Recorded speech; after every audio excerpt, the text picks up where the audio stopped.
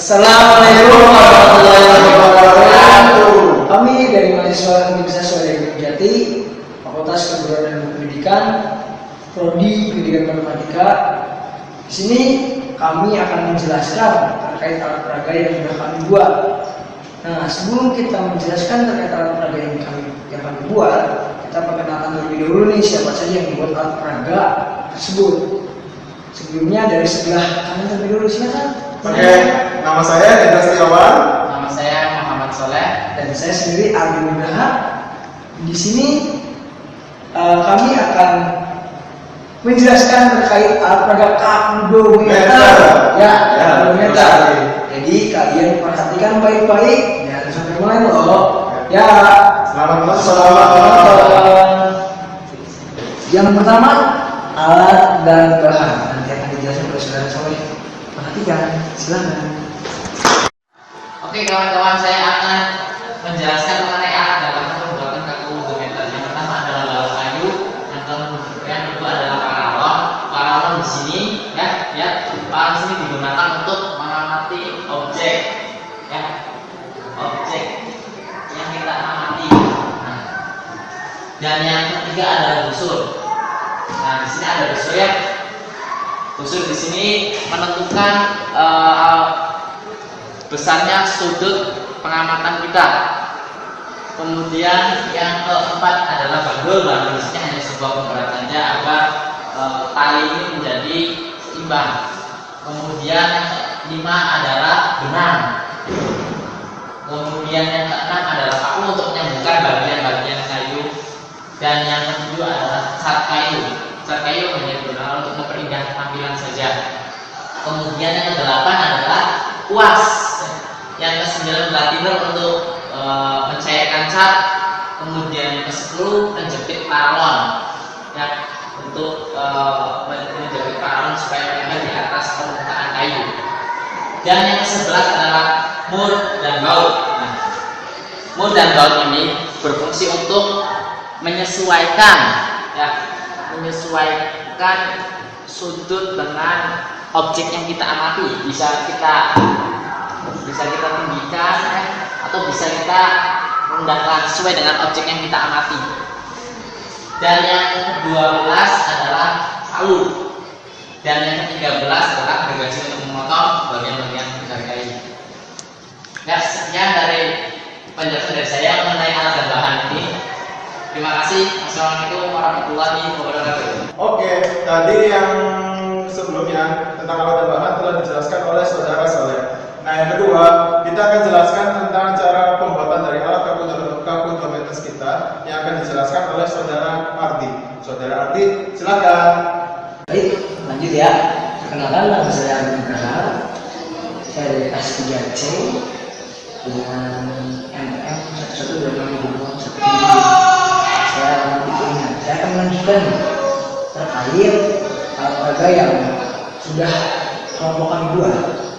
Tadi sebelumnya dari saudara Soleh sendiri sudah menjelaskan alat dan bahannya. Dan di sini saya akan menjelaskan terkait bagaimana caranya kita membuat alat peraga ini. Oke, tadi sudah disebutkan alat bahannya. Nah, dari alat bahan yang tadi kita pertama yaitu memaku terlebih dahulu alat ini membor untuk memasukkan mur atau menggabungkan antara kayu pertama, kayu kedua, dan kayu ketiga. Nah, setelah semua ini terpasang, kita masuk ke cara memasangkan bahan yaitu busur, bandul, benang, dan paralon.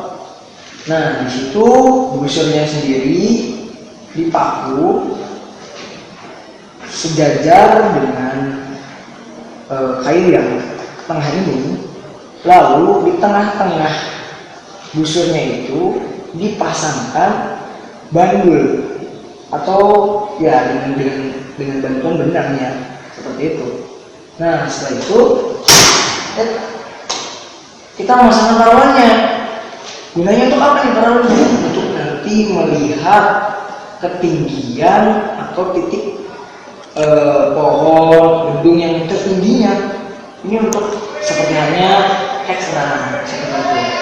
Nah, selain semua jadi, nah kita juga harus punya tempat atau penyangga untuk alat kakudometer ini.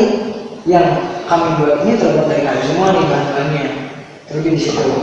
Nah di sini dengan ketinggian si meja untuk penyangga si alat kayu ini, yaitu ketinggiannya itu 60 cm.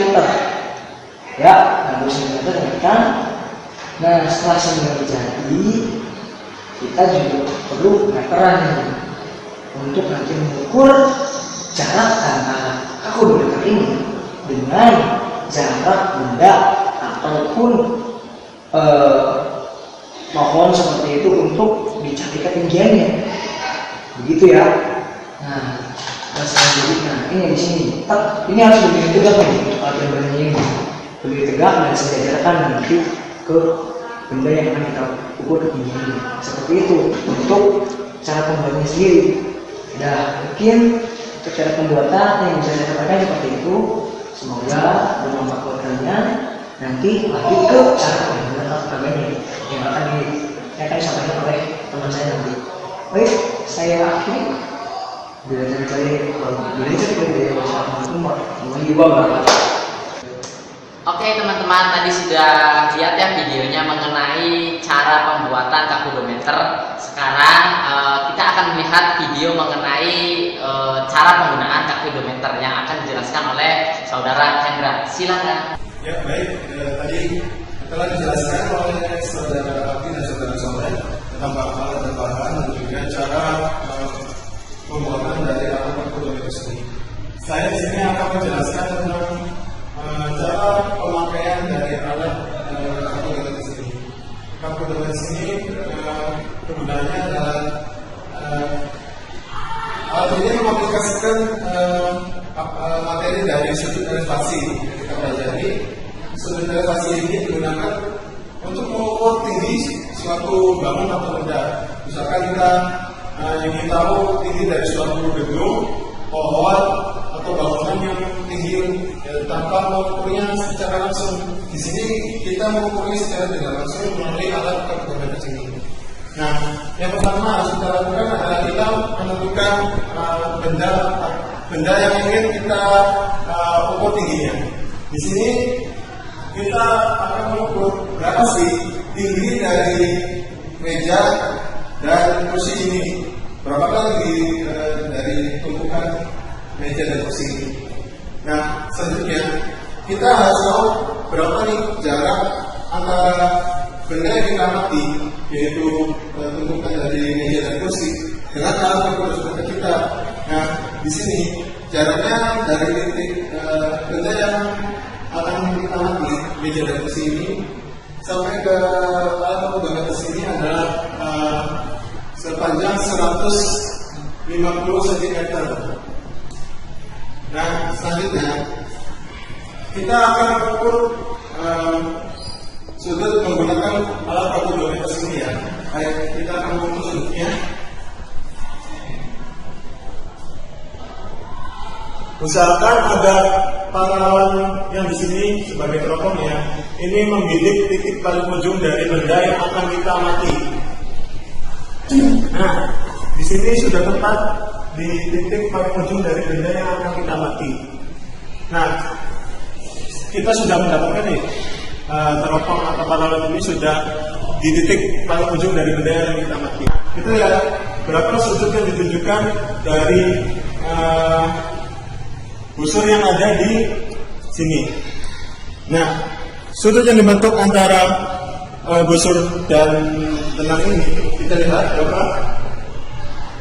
55 derajat ya, 55 derajat sudut yang dibentuk. Nah, akan tetapi sudut 55 derajat di sini bukan berarti sama besar dengan sudut yang ada di sini kan? Nah, maka dari itu kita tahu bahwa sudut di sini sama besar dengan sudut yang terbentuk dari garis batu di sini dengan kayu. Misalkan begini, saya perlihatkan di sini. Misalnya seperti yang tadi ya, ini adalah kayu yang telah bertitik-titik pada ujung dari benda yang akan kita mati. Nah tadi di sini sudutnya adalah 55 derajat, ya. Kita tahu sudah dari sebelumnya bahwa sudut yang ada di sini sama besar dengan sudut yang ada di sini atau sudut beta. Berarti sudut beta di sini bernilai sama, yaitu 55 derajat.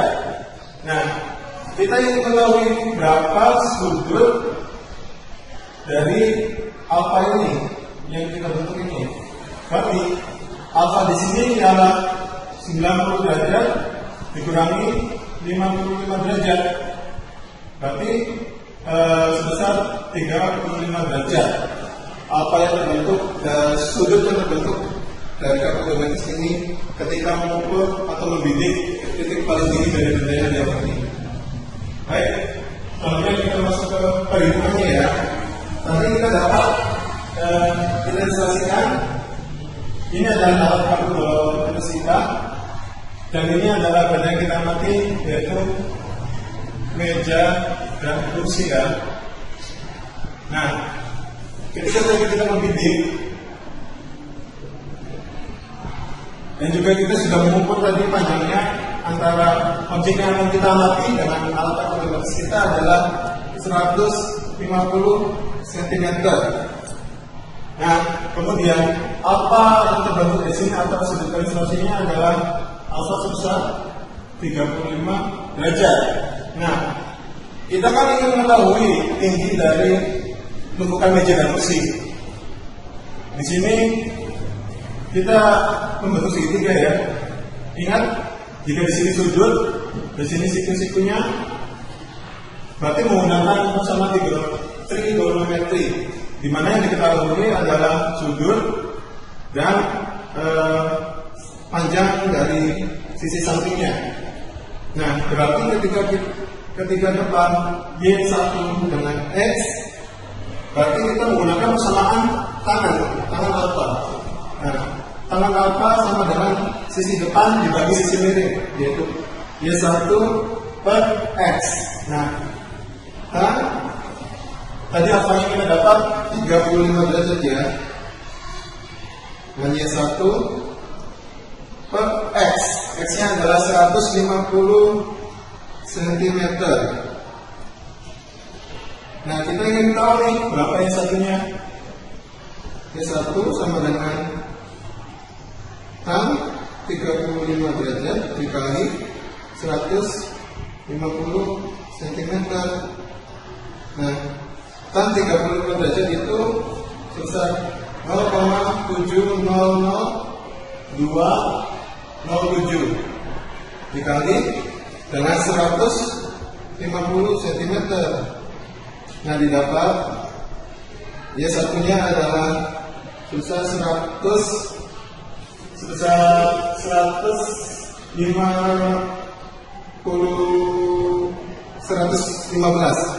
sekitar 115 cm. Benar ya? Oh, maaf, sebesar 105 cm ya. Perkalian dari tangan 35 derajat dikali 150 cm adalah 105 cm. Nah, kita sudah dapat tingginya Y1. Nah, kenapa Y1? Kalau misalkan tinggi dari kursi dan mejanya ini sebagai E, akan tetapi yang kita ukur ini, yang kita hitung ini bukan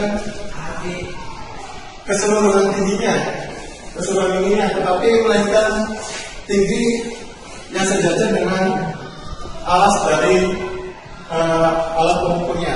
Nah, kita menggunakan di sini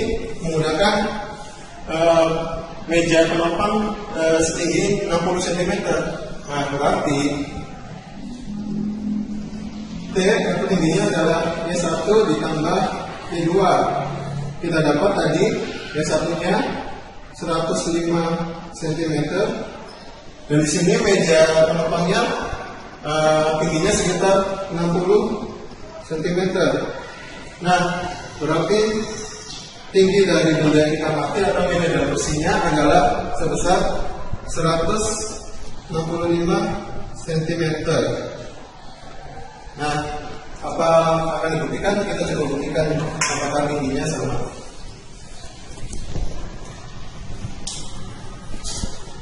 Jadi kita ukur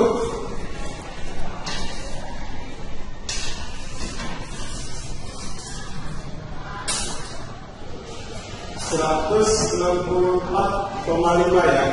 Berarti kita selisih sekitar 0,5 cm dari tinggi dengan yang sebenarnya. Nah, sudah dijelaskan kan tadi cara penggunaannya. Berarti yang pertama kita harus temukan objek yang akan kita mati. Kedua, kita ukur jarak antara objek yang akan kita mati dengan alat kalkulator sini. Kemudian terakhir kita ukur sudut elevasinya. Dan terakhir kita selesaikan data-data yang kita dapatkan menggunakan persamaan trigonometri menggunakan tata letak. Ya, sekian dari saya. Kurang lebih yang mohon maaf. Semoga bermanfaat. Dadah. Nah, bagaimana hasil menentukan? Nah, tadi kan sudah dijelaskan tentang alat dan bahan, cara pembuatannya dan juga cara penggunaannya dari alat kalkulator yang telah kita buat. Ya, semoga kalian dapat mencobanya di rumah ya. Ya, Ya, betul sekali. Semoga bermanfaat buat kalian. ya, kurang lebihnya mohon maaf ya. Ya. Tetap semangat. Dan terus belajar ya. Dadah. Dadah.